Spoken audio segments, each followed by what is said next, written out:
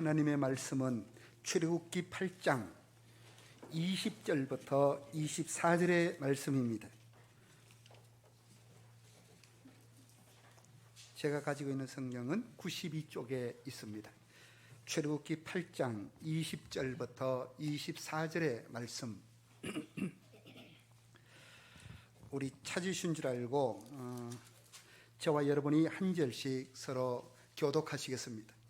비대면으로 예배하시는 모든 성도님들도 저와 교독하시겠습니다. 제가 20절을 봉독합니다. 여호와께서 모세에게 이르시되 아침에 일찍이 일어나 바로 앞에 서라. 그가 물 있는 곳으로 나오리니 그에게 이르기를 여호와께서 이같이 말씀하시기를 내 백성을 보내라. 그리하면 그들이 나를 섬길 것이니라. 내가 만일 내 백성을 보내지 아니하면 내가 너와 내 신하와 내 백성과 내 집들의 파리떼를 보내리니 애굽 사람들의 집전에 파리떼가 가져갈 것이며 그들이 사는 땅에는 그리하리라. 그날에 나는 내 백성이 거주하는 고센 땅을 구별하여 그곳에는 파리가 없게 하리니 이로 말미암아 이 땅에서 내가 여호와인 줄을 내가 알게 될 것이라. 내가 내 백성과 내 백성 사이를 구별하리니 내일이 표징이 되리라 하셨다 하라 하시고 여호와께서 그와 같이 하시니 무수한 파리가 바로의 궁과 그의 신하의 집과 애굽 온 땅에 이르니 파리로 말미암아 그 땅이 황폐하였더라. 아멘. 이 시간 우리 할렐루야 찬양대 찬양 읽겠습니다.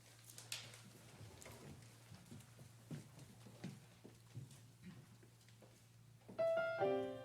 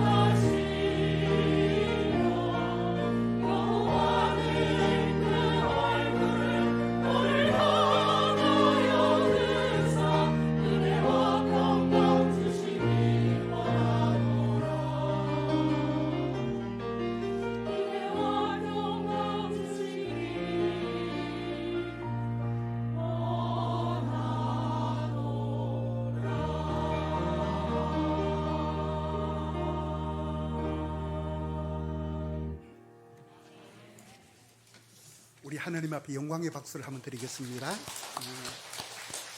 우리 옆에 분들에게 인사 한번 나누겠습니다. 사랑하고 축복합니다. 환하게 웃는 모습으로 사랑하고 축복합니다. 한 번 더 인사할까요? 하나님께서는 당신을 축복하실 겁니다. 인사 한번 나누시기 바랍니다. 예, 이 코로나19 때문에 우리가 비대면으로 예배하시는 분들도 많이 있지만은, 그러나 그럼에도 불구하고 우리가 어떨 때는 좀 좁다라고 생각되어지는데 그 속에 오히려 넓은 또 이 세계가 있다는 사실을 우리가 놓치지 말아야 되는 겁니다. 저는 계속해서 이 출애굽기를 보고 있는데 10가지 재앙을 보면서 오늘은 네 번째 재앙, 파리 재앙에 대해서 오늘 주어진 시간 속에서 여러분들과 같이 말씀을 한번 살펴보려고 합니다. 우리가 흔히 계시 가운데 계시를 구분하자면은 일반 계시, 그래 일반 계시를 다른 말로 자연 계시라고 이야기합니다. 일반 계시가 있고 특별 계시가 있는데, 특별 계시는 하나님의 말씀, 성경을 이야기하는데, 우리는 이런 벚꽃들이 피었다가 지고 또 이렇게 진달래가 막 피어 있는 이런 모습들을 보면서 이 하나님께서 우리에게 말씀하시는 하나님의 일반 계시를 우리는 또 알 수가 있습니다. 여러분, 세계적인 인도의 시인 타고르라는 사람은 이런 시를 썼어요. 말했다, 하나님에 대해서 이야기해 달라고. 그러자 나무는 나에게 꽃을 피웠다 그랬습니다. 이 타고르라는 시인은 자연을 향해서 하나님에 대해서 말해달라고 했더니 나무가 꽃을 피웠다. 이건 뭐예요? 은유법이지만은 하나님은 이런 세심하고 철을 따라 꽃을 내고 이런 하나님이란 사실을 보여주고 있는 겁니다. 우리는 이 출애굽기를 보면서 10가지 이 재앙들을 보며 한 가지 속에 하나님이 우리에게 계시하는 하나님의 계시들이 있다는 그 사실을 보면서 여러분 오늘 좀 잘 따라와 주시기를 부탁합니다. 자, 먼저 그러면은 20절을 한번 보십시오. 저 혼자 읽겠습니다. 여호와께서 모세에게 이르시되 아침에 일찍이 일어나 바로 앞에 서라. 여기까지 읽겠습니다. 여기 보니까 여호와께서 모세에게 말씀하는데, 너는 아침에 일찍이 일어나 바로 앞에 서라. 한번 물어보겠습니다. 모세는 바로 앞에 지금 서고 싶은 심정이겠습니까? 서기 싫은 심정일까요? 1번 서고 싶다, 2번 서기 싫다, 손가락으로 표시 한번 해보십시오. 여러분, 바로는요 애굽의 왕이면서 세상 권력의 상징입니다. 모든 히브리 노예들은요 이 앞에 서기를 싫어하는 것이 보통 모든 사람들의 다 공통적인 특징일 겁니다. 여러분, 이 바로 앞에, 그러니까 서라 그러는 겁니다. 이거는 우리 그리스도인들의 운명이고 우리 그리스도인들의 숙명입니다. 우리가 진짜 신앙이 뭐냐? 진짜 신앙은 갈등도 없고 아무 문제도 없고 고요한 바다에 그냥 고요하게 지나가는 배처럼 그런 풍랑 없는 삶이 진짜 신앙이 아니라, 진짜 신앙은 어려움이 있고 한 고비를 넘겨가면 또 어려움이 타고 오고 한 고비 넘어가면 더 어려움이 타고 오고, 그러면서도 그걸 헤쳐나가고 주님 붙들고 가는 거, 그게 진짜 신앙이에요. 여러분, 우리는 이 바로 앞에 모세를 향해 서라 그러는데, 한번 생각을 내가 가만히 생각해 봤어요. 바로는 세상 권력의 상징이잖아요. 바로는 힘 있는 자리잖아요. 세상의 권력인데, 우리는 오늘 이 문을 나서고, 아니 내일부터 출근하면은 세상의 권력 앞에 바로 앞에 세워져야 되는 것이 우리의 숙명적인 일이라는 사실입니다. 서기 싫지만은 우리는 그 앞에 서야 되는 건데, 그런데 이 하나님은 날마다 이 도전을 쉬지 않는 거예요. 바로 앞에 서라. 여러분, 우리가 그러면 개인적인 용기와 우리 힘으로 세워지는 자리가 아니라는 겁니다. 우리는 뭐예요? 하나님의 권세와 하나님의 능력과 하나님의 권능을 덧입고 그 앞에 세워져야 우리가 견딜 수 있지. 하나님의 권세 없이 세상 앞에 서면은 너무 우리가 힘들어요. 그래서 이것이 하나님의 전능하신가 그분의 인격과 그분의 약속을 붙들고 우리가 바로 앞에 서는 것. 이게 바로 신앙의 싸움이라는 겁니다. 우리는 한시라도 이 근거 없이는요, 하나님 앞에, 바로 앞에 우리는 세워질 수가 없어요. 그래서 인생과 삶이라는 것은 매일 그 도전입니다. 나는 오늘 또 바로 앞에 서러 간다. 나는 오늘 또 바로 앞에 선다. 서기 싫은 자리이지만은 가야 되는 자리, 서야 되는 자리, 그게 뭐라고요? 세상의 권력 앞에 우리 그리스도인들이 힘없는 것 같이 서는 모습이 바로 앞에 서는 겁니다. 항상 여러분 세상을 살아가면서 여러분의 평평하고 좋은 날만 있고 꽃길만 걸어요? 그렇지 않잖아요. 한 고비를 넘고 나면은 또 다른 고비가 우리 앞에 툭 와 있어요. 어떤 분이 그랬어요. 하나님 나 좀 편안하면 안 돼요? 하나님 나 좀 행복하면 안 돼요? 꼭 이렇게 내 앞에 가시밭길을 깔아놔야 하나님 속이 편하세요? 나는 그런 책도 봤어요. 그런데요, 진짜 하나님은요, 우리가 한 고비 넘어서고 나면은 또 앞에 큰 산이 하나 있고, 한강을 지나고 나면은 그 앞에 또 다른 험한 산길이 우리 앞에 놓여져 있는 것. 그게 뭐냐? 우리는 다 이 땅에 살면서 긴장하고 살아라는 겁니다. 그 풀지 말고 살아라는 겁니다.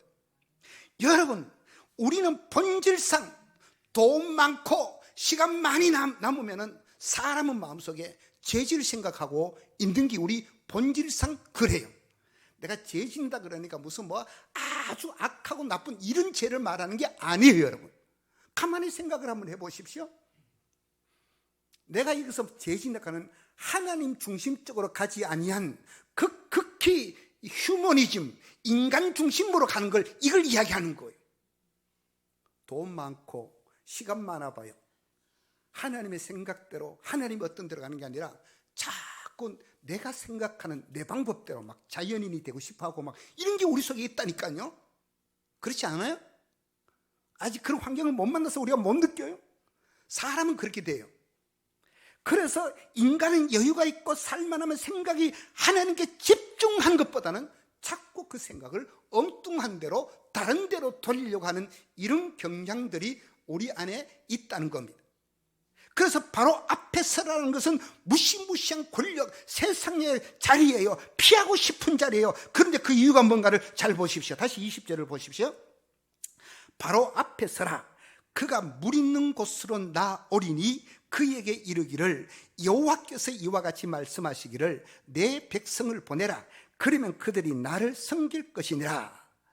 하나님께서는 온 우주 만물의 창조주이고 주관자이시고, 그렇기 때문에 의인이든 악인이든 하나님은 정말 우리 인생의 모든 호흡 하나하나까지 하나님은 다 하신 겁니다. 그래서 하나님은 뭐예요? 하나님은 내일 바로가 물가로 나오리라는 정확한, 이걸 요즘 말로는 그 인생의 내비게이션, 하나님의 내비게이션은 틀리는 법이 없어요. 제가 며칠 전에 인천을 갔는데, 어디 가는데 앞으로 직진하면은 바다인데도 이 티맵이 직진하라고 저거 일하는 거예요. 여러분, 기계는 거짓말 안 한다 하지만은 기계도 오작동을 일으킬 때가 있어요. 근데 하나님은 정확하셔요. 틀리는 법이 없어요. 여러분, 이미 우리는요, 하나님께서 그러니까 이 물가로 나오는 걸 알고 계셨다는 겁니다. 물 있는 곳으로 나올 것이다. 너는 그 바로 앞에 서야 된다. 중요한 이 바로 앞에 모세를 세우는 목적이, 하나님의 목적이 뭐예요? 오늘 20절에 보니까 뭐예요? 내 백성을 보내라 라는 겁니다. 지금 이스라엘 백성들이 어디 살고 있어요? 애굽에 살고, 그렇지, 애굽에 살고 있어요. 우리가 교회를 뭐라 그래요? 여러분, 교회를 신약의 헬라어로 말하면 에클레시아라고 이야기합니다.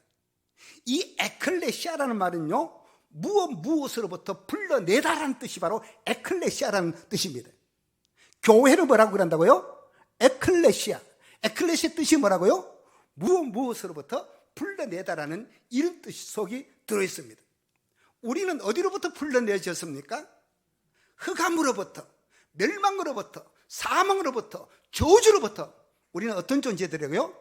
불러내어진 존재들이란 겁니다. 우리가 바로 하나님의 백성들입니다. 하나님의 백성들, 사망과 저주와 어둠과 절망의 역사에서 불러진 존재들, 이걸 바로 하나님의 자녀들이라 그러는데, 이걸 통칭해서 뭐라고 부른다고요? 교회라고 부르는 겁니다, 여러분. 그러면은 우리는요 이미 죽음과 사망으로부터 불러낸 자들인데, 그 근거와 기본 자체가 우리는 뭐로 시작한 자들이라고요? 은혜로 시작한 자들입니다. 불러냄을 입어서 날마다 우리는 은혜의 보좌 앞으로 나아갈 수 있는 이런 것이 있어요. 구약에 보면은 구약의 백성들은 하나님의 성소에 들어가는데 7월 10일 날 대제사장이 모든 백성들의 죄를 지고 지성소에 딱 한 번만 들어가게 되어 있습니다. 예수님께서 십자가에 못 박히실 때 성소와 지성소를 가로막고 있던 휘장 위에서부터 아래로 쫙 갈라졌습니다. 그때부터 우리는 뭐예요? 예수 그리스도 이름으로 프리 패스권을 얻게 되었어요. 날마다 지성소로 들어갈 수 있는 자격이 우리에게 주어진 겁니다. 제가 잘 아는 목사님은 청와대에 그분 여러 번 들어갔었습니다. 청와대에 들어갈 때 되면, 항상 들어갈 때 되면 이제 몸 검색을 한다는 겁니다. 어떤 무기 같은 어떤 그런 거 없는지. 그리고 이제 안내인을 따라서 간대요. 안내인을 따라서 들어가서 뭐 대통령도 만나고 그랬다는 겁니다. 여러분, 그렇습니다. 하나님께서는요, 우리를 지성소로 부르시기 위해서, 하나님의 전으로 부르시기 위해서 아들 예수 그리스도를 이 땅에 보내셔서 그분을 십자가에 죽으시고 우리를 그렇게 중재인으로 우리를 세워주셨다는 사실입니다. 우리가 성경을 이해할 때 하나님의 지성소로 나간다, 이건 장소의 개념이잖아요. 성소로 들어간다라는 이런 표현들이 구약에 굉장히 많이 등장을 하고 있습니다. 거기에 내가 들어가고 싶다고 들어간 게 아니라 누구 때문에 우리는 들어갈 수 있다고요? 예수 그리스도 때문에 이제는 마음껏 우리는 그리스도의 이름으로 들어갈 수 있는 겁니다. 그래서 여기 보면은요, 그래서 우리는 첫째 땅을 약속으로 받았어요. 근데 그 땅을 이스라엘 백성들이 잃어버렸습니다.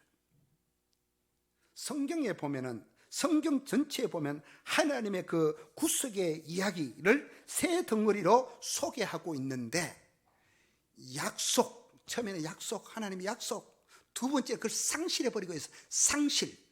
그 다음에 세 번째는 회복. 이걸 또 다른 말로 표현하면 창조, 타락, 회복. 이 세 덩어리가 성경 구성되어 있습니다. 모든 성경은요, 하나님의 창조는 완벽했는데 우리가 죄를 지음으로 말미암아 그 하나님의 완벽한 창조를 잃어버렸습니다. 근데 누가요? 그걸 회복시키셨어요? 첫째 아담이 상실해버린 그걸 둘째 아담으로 오신 예수 그리스도가 회복시켜 주셨어요. 그게 성경 전체에 우리에게 말하고 있는 그림이라는 사실입니다. 아무튼 오늘 바로 앞에 서라는 이 무시무시한 이 권력 앞에 피하고 싶은 자리에 여기 서라는 겁니다. 이 성경에 우리가 10가지 재앙을 쭉 따라가다가 보면은 이 땅이라는, 히브리 말로 예레치라고 말을 하는데, 이 땅이라는 말은 그 약속이란 말과 동의어로 쓰여지고 있어요. 근데 하나님께서요, 이 땅을 잃어버린, 상실해버린, 타락해버린 이 땅을 하나님께서 회복하는 장면이 나오는데, 하나님이 21절을 한번 보십시다. 우리 21절을 같이 한번 읽겠습니다. 시작. 내가 만일 내 백성을 보내지 아니하면 내가 너와 내 신하와 내 백성과 내 집들에 파리떼를 보내리니 애굽 사람의 집집에 파리떼가 가득할 것이며 그들이 사는 땅에도 그러하리라. 여기 하나님이 네 번째 재앙에 파리떼를 보낸다. 이 파리라는 말은 히브리 말로 아로브라는 말인데, 우리가 지금 있는 이런 파리가 아니고 새파리를, 그 사진을 찾아보니까 새파리라고 나와 있어요. 여러분, 새파리가 뭔지 아세요? 그 파리가 그 파리지라고 한 게 아니고, 새파리는요, 옛날 그 초원에서 보면은 그 짐승들의 잔등에 보면은 이렇게 뭐가 있으면 상처가 나 있으면은 이 파리들이 그 상처난 짐승의 거기 부위에다가 붙어가지고 피를 빨아먹는 파리들이 있었어요. 일반 파리들보다는 이 새파리가 훨씬 센 놈들입니다. 아로브라는 단어가 바로 이 새파리를 의미하는데, 이 파리떼가 막 애굽 전역을 뒤덮는 겁니다. 그러니까 이 파리떼가 일어나면서 애굽의 온 땅이, 오늘 성경이 뭐 됐다고요?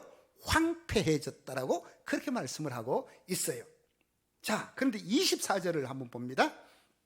같이 읽어봅니다. 시작. 여호와께서 그와 같이 하시니 무수한 파리가 바로의 궁과 그의 신하의 집과 애굽 온 땅에 이르니 파리로 말미암아 그 땅이 황폐하였더라. 예, 여기 보니까 이 파리로 말미암아 그 땅이 황폐하였더라. 성경은 아까 제가 말씀드렸죠. 항상 세 덩어리로 약속과 상실과 회복으로 되어져 있다. 그게 또 다른 말로 창조와 타락과 회복으로 되어져 있다 라고 말씀을 드렸습니다. 이것이 땅의 주제인데, 근데 하나님께서는요, 오늘 우리가 본문을 읽어봤지만은 어느 땅은 구별하셨습니까? 애굽 땅에 있는 히브리 백성들이 사는 고센이라는 땅은 하나님이 구별을 하셨어요. 그죠? 구별하셨는데, 이 고센 땅을 구별하신 것은요, 넷째 재앙부터 하나님이 구별을 하세요. 그런데 자, 22절을 이제 역으로 밑으로 들어가서 22절에 그날에 나는 내 백성이 거주하는 고센 땅을 구별하여 그곳에는 파리가 있게 없게 하리니 이로 말미암아 이 땅에서 내가 여호와인 줄을 알게 될 것이라. 여기 처음부터 구별했던 고센 땅을 구별하는데, 이 고센 땅은 저주로, 하나님이 저주로부터 지금 뭐 하고 있는 거예요? 보호하고 있는 땅이 바로 고센 땅입니다. 그리고 또 뭘 구별하는지 잘 보십시오. 23절 시작. 내가 내 백성과 내 백성 사이를 구별하리니 내일 표징이 있으리라 하셨다 하라 하시고, 아까 22절에는 뭘 구별하셨어요? 땅을 구별했고, 23절에는 뭘 구별했어요? 세상 백성과 하나님의 백성을 23절은 지금 구별하고 있는 모습을 볼 수 있죠? 구별하셨어요. 백성과 백성을 구별했어요. 바로의 백성과 하나님의 백성을 구별했는데, 이 구별이라는 말도요, 원서를 찾아보면은 페투두라고 되어 있는데, 이 말은 몸값을 지불하여 자유하게 한다. 구별, 페투두, 몸값을 지불하여 자유하게 한다라는 이런 뜻이 이 구별이라는 단어 속에 들어있는 겁니다. 하나님께서는 히브리 노예들을 이 재앙과 사망의 그림자가 들어진 가운데 구별하여 내셨다는 말은 무슨 뜻이라고요? 그들을 속량하여 자유케 하겠다는 하나님의 속뜻이 이 속에 들어있다는 겁니다, 여러분. 이럴 때 이제 아멘 하셔야 되는 거예요. 이 구별이 일상 속에서도 일어날 때가 있어요. 우리도 보면은 세상을 살다가 보면은 원하든지 원치 아니하든지 구별함을 당할 때가 있어요. 어떤 그룹에 내가 끼지 못할 때가 있어요. 아주 권력을 가진 자들의 그룹에는 내가 권력을 못 가졌기 때문에 못 끼는 경우가 있어요.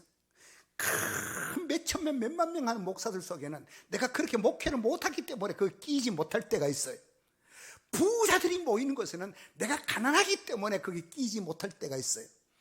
그럴 때마다 내가 가난하기 때문에 저 부자 보이면 못 낀다 하면 속이 상해요, 안 상해요?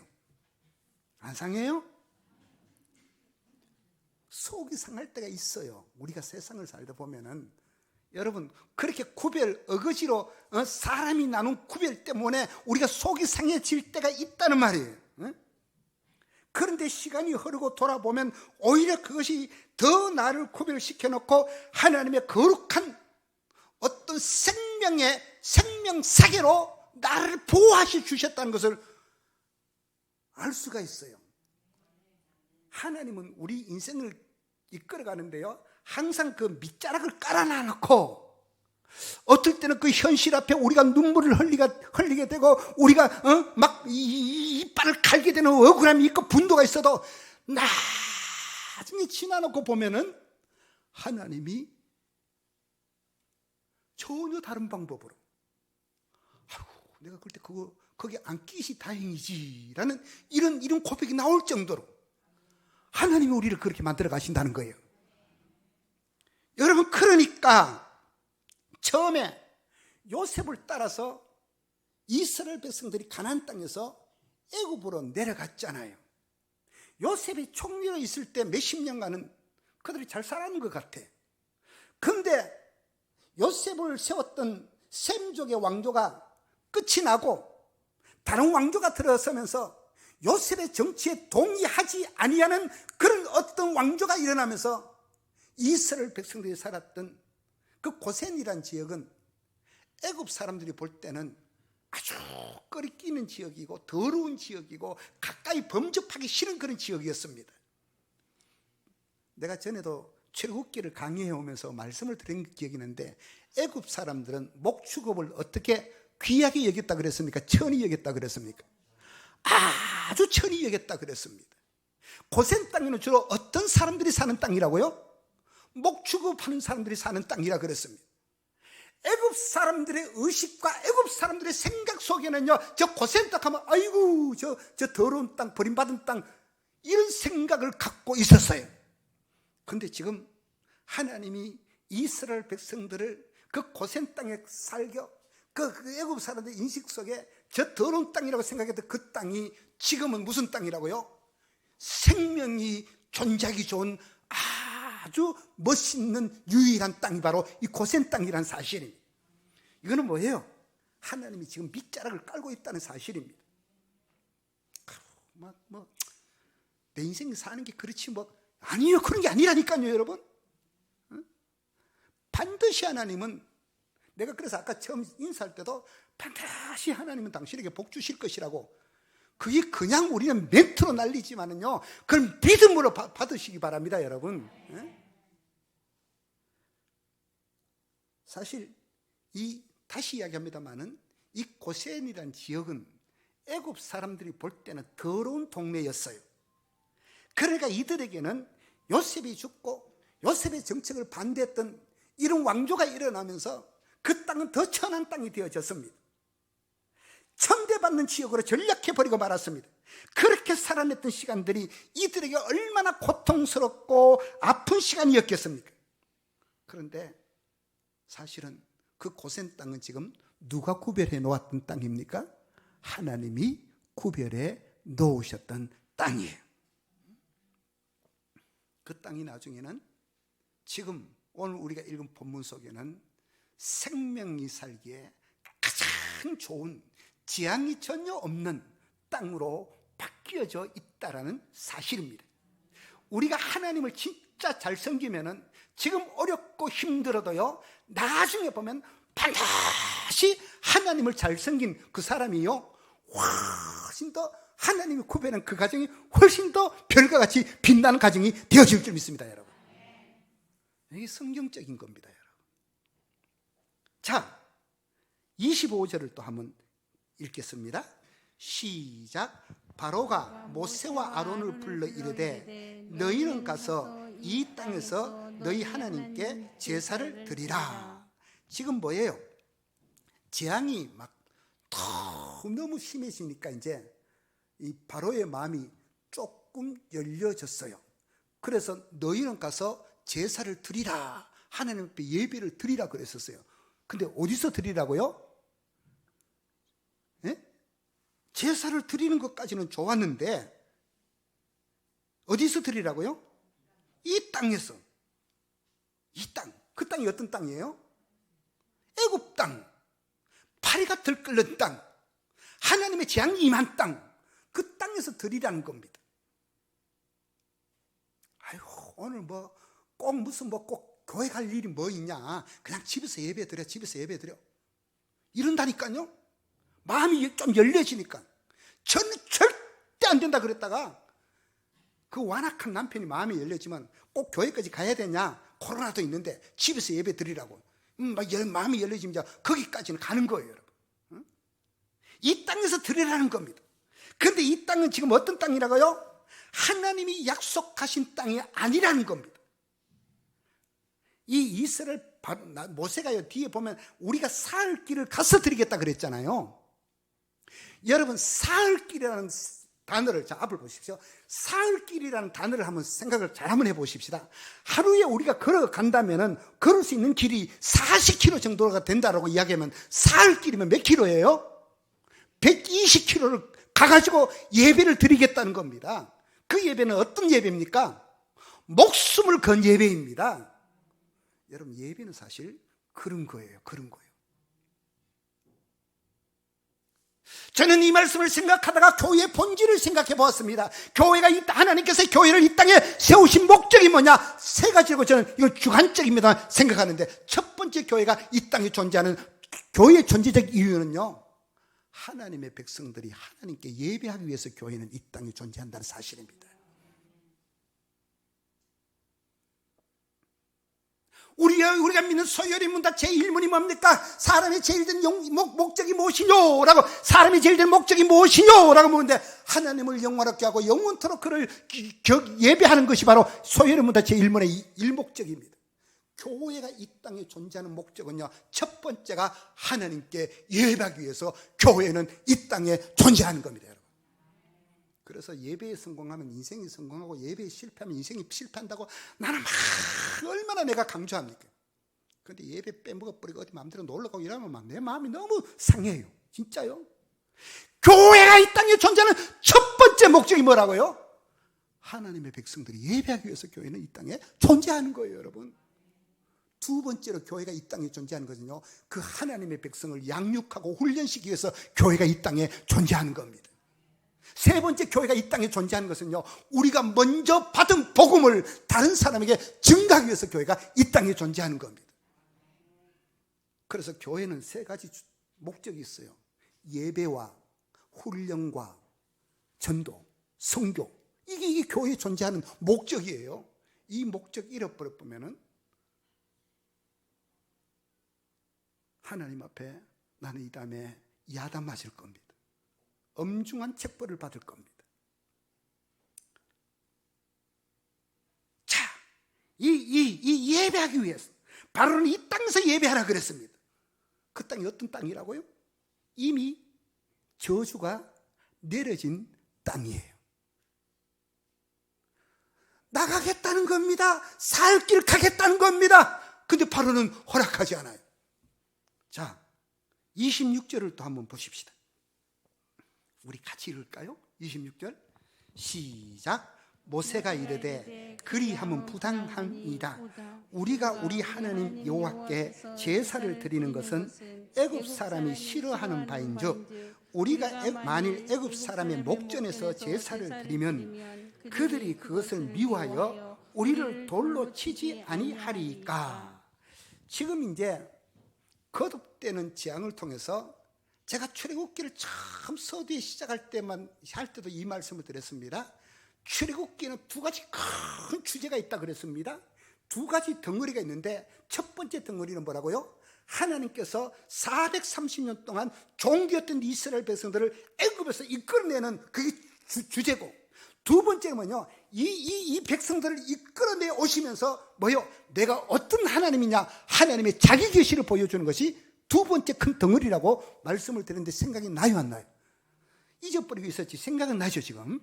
그러면은 이 덩어리를 놔놓고 모세와 아론이 바로 앞에 서가지고 지금 오늘 네 번째 재앙을 행하면서 바로와 대화를 하다가 보니까, 처음에는 바로가 무섭고 두렵고 꼼짝도 못했는데 점점 뭐예요?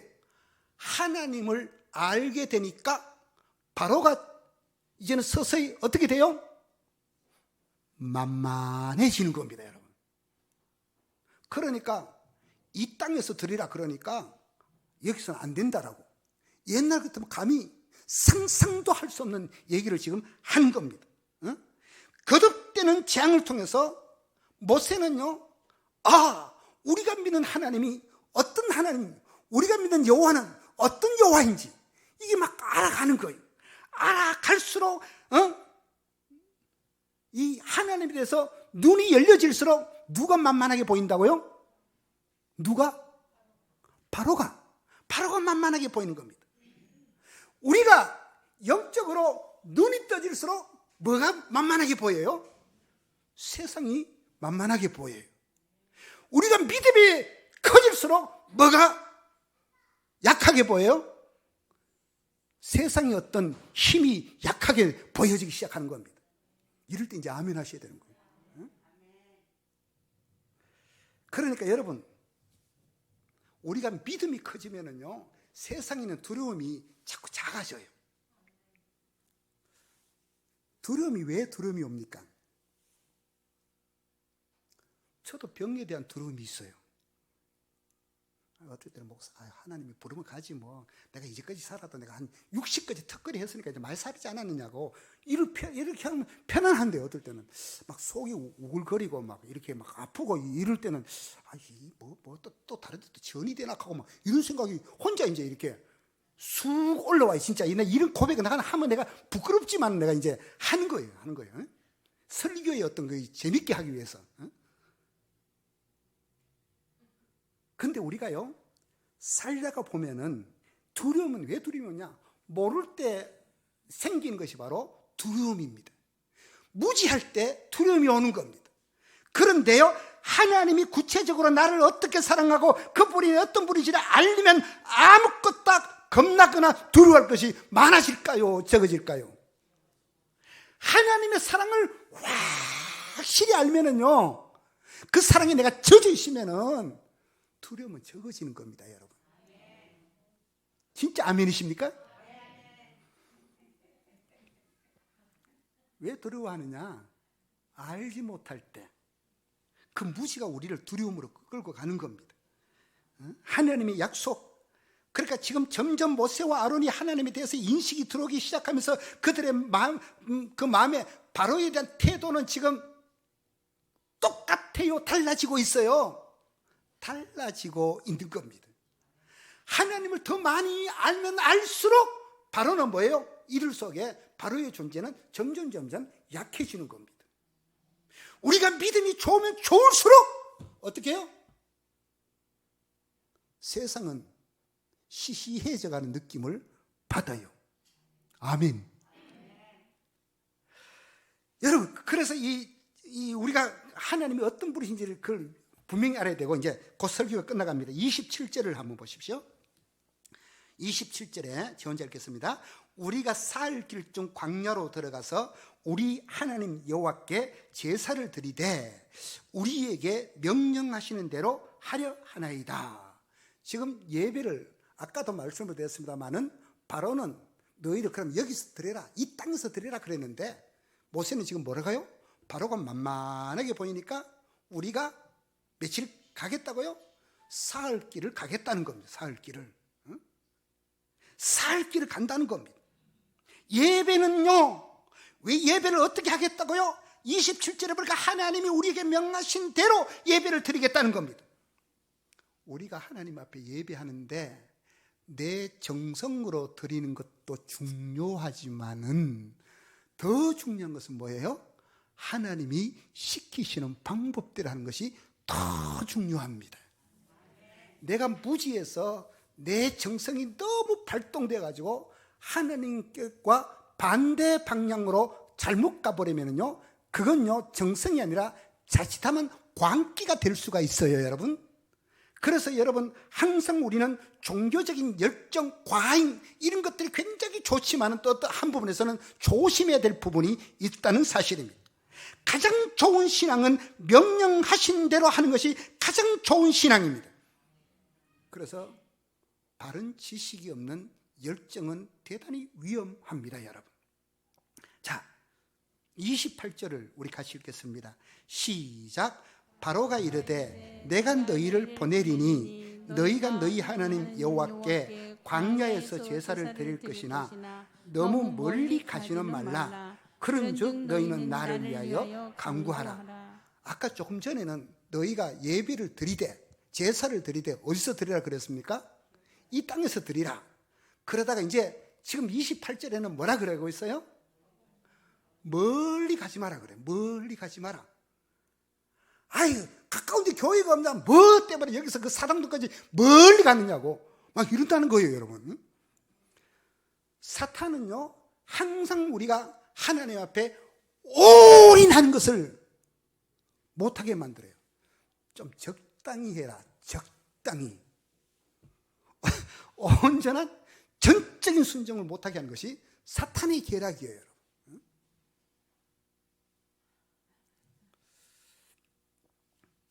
근데 여러분, 20대들 젊은 사람들 보면 사랑을 하는데 사랑을 계산적으로 걔들이 해요? 죽기 아니면 살기를 해요? 사랑은 죽기 아니면 살기를 해야 그게 진짜 사랑이에요. 젊었을 때는 그런 사랑에 대한 불태움이 한번 있는 것이 좋아요. 근데 사랑을 하는데 계산하고 돈 계산하고 뭐 계산하고 그런 걸 벌써 쫑나야 돼요. 여러분, 우리가 보면은요, 하나님을 사랑하는 것도 내 계산 다 하고 그러면요, 그건 사랑이 그 속에 일어나지 않아요, 여러분. 전적으로 하나님 앞에 올인하는 겁니다. 그분의 사랑에 꽂히면 전부를 드리는 거예요. 신앙의 어떤 거는요, 회색 지대가 없어요, 여러분. 적당한 영역이 있을 수 없어요. 적당이란 말이 어쩌면 신앙에는 있을 수가 없어요. 전적으로 올인하는 게 진짜 신앙입니다. 마지막 결론입니다. 31절을 우리 같이 마지막으로 이것만 보고 마치겠습니다. 시작. 여호와께서 모세의 말대로 하시니 그 파리떼가 바로의 그의 신하와 그의 백성에게서 떠나니 하나도 남지 아니하였더라. 결국 이건 뭐예요? 결론은 누가 짓는다고요? 바로가 지어요? 약한 것 같은 모세가 지어요? 결론은 모세가 짓고 있습니다. 누구의 능력으로요? 하나님의 능력으로. 정말 이 땅의 진정한 리더자는 누구냐? 그리스도인들이 진정한 리더자들이 되어야 된다는 사실입니다. 거기에 답이 있는 거예요. 기도하는 사람, 하나님의 영에 사로잡힌 사람.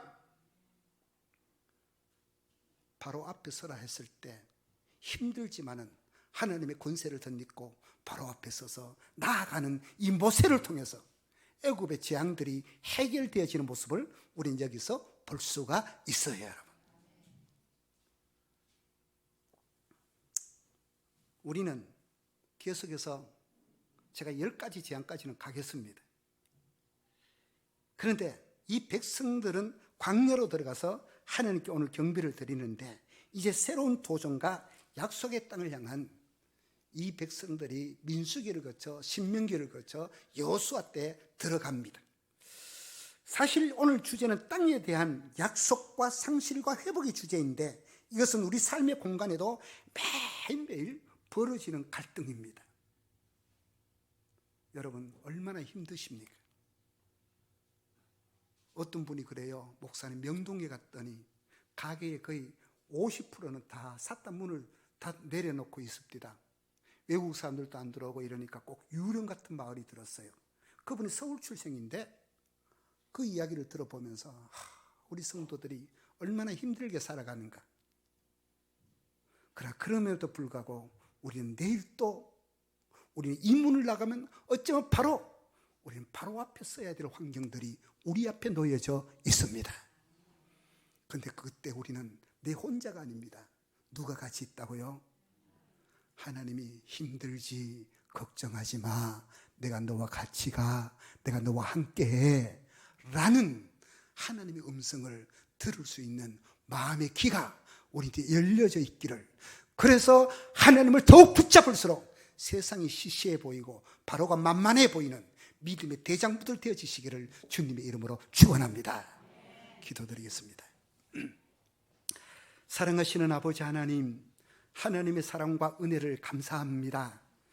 오늘 우리는 모세를 보면서, 모세의 담대함을 보면서, 모세가 하나님께 주신 믿음을 보면서 환경이 저주스럽고 안 좋고 그럴지라도 그 땅을 하나님이 점 찍어 놓았다면 나중에는 생명이 약동하고 재앙이 끊겨지는 하나님의 거룩한 땅이 되어질 줄 믿습니다.